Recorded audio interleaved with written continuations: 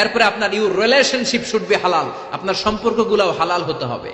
এখন নতুন নতুন টার্মিনোলজি বের হয়েছে, আগে নি শুনতামই না, এখন বলে হুজুর আমার জিএফ, আমার বিএফ। কি রে জিএফ কি? কয় হুজুর জিএফ মানে গার্লফ্রেন্ড, বিএফ মানে বয়ফ্রেন্ড, আছে না নাই? আবার কয় আমার এক্স গার্লফ্রেন্ড।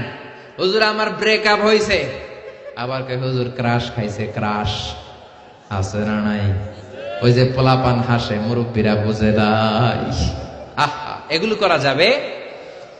এই জন্য আপনার যে সম্পর্কটা, প্রেম করতে মনে চায়, বিয়ে করার পরে বউর সাথে প্রেম করবা, সব আছে না নাই? আপনি আপনার হাতটা বিবির হাতের সাথে মিলালে 2 হাতের সগীরা গুনাহ মাফ করে দেয় কে? আপনার বিবির চেহারার দিকে তাকালে চোখের সগীরা গুনাহ মাফ করে দেয় কে? তুমি সুন্দর তাই চেয়ে থাকি, সে কি মোর অপরাধ? বিবির দিকে, স্ত্রীর দিকে তাকাইয়া সুন্দরী বলে অপরাধ নাই, কিন্তু শালীরে সুন্দর বললে অপরাধ আছে না নাই? ভাবিরে সুন্দর বললে অপরাধ আছে না নাই? চাচাতো বোন, কাজিনদের দিকে তাকাইয়া সুন্দর বললে অপরাধ আছে না নাই? এজন্য ইউর রিলেশনশিপ শুড বি হালাল। ছেলে মেয়েদেরকে আগে বিয়ে করায় দেন। মালয়েশিয়াতে আমরা একটা ক্যাম্পেইন করি, টাইমলি ম্যারেজ ক্যাম্পেইন। আমি দেখেছি অনেকে এটার সাথে জড়িত। এই টাইমলি ম্যারেজকে আমি সাপোর্ট করি।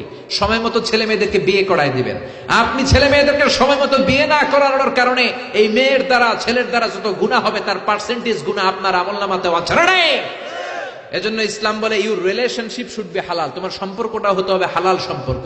বিবাহ বহির্ভূত ইল্লিগাল ম্যারেজ সিস্টেমে কোনো সম্পর্ক ইসলামে জায়েজ নাই, হারাম। চিল্লা এখন ঠিক কিনা?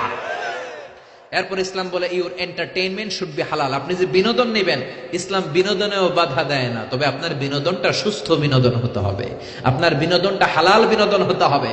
এখন টেলিভিশনের মধ্যে মেয়েদের রেসলিং খেলা আছে না নাই?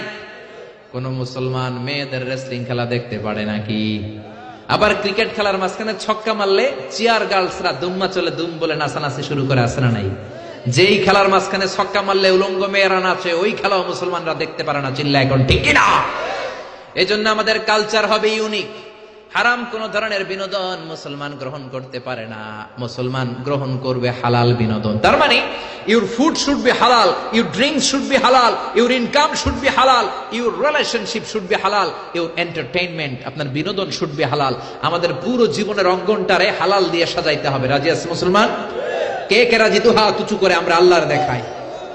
আল্লাহ আমাদের হাতগুলোকে তুমি কবুল করে নাও, হারাম থেকে আমাদেরকে বাঁচাও, আমরা যেন হালাল খেয়ে মুস্তাজাবুদ দাওয়া হতে পারে, তুমি কবুল করে নাও। আল্লাহ আমাদের সবাইকে কথাগুলো বুঝার ও আমল করার তৌফিক দান।